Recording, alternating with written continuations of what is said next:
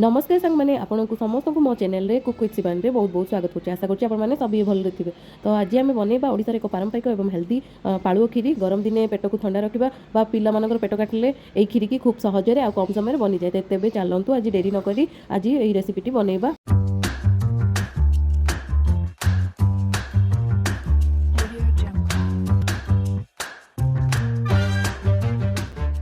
पालुओ खीरी बनवाई आमको प्रथम दरकार पालुओ 3-4 चामच आउ अधा लिटर क्षीर दरकार। आपण मैंने चाहिए क्षीर करेंगे, मुझे पानी में करछि आउ किछि चीनी नहीं पारे।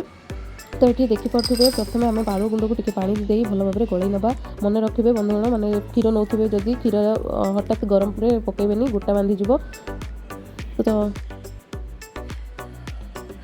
तो ये सांग मैंने गोटे डेक्ची नौची तो से 2 बाउल पानी दे दूची। गोटे बाउल नहीं पालुओ तो 2 बाउल पानी देदेली आउ से किसी चीनी दे दूची कषाଳିया आसबनी पालुओर।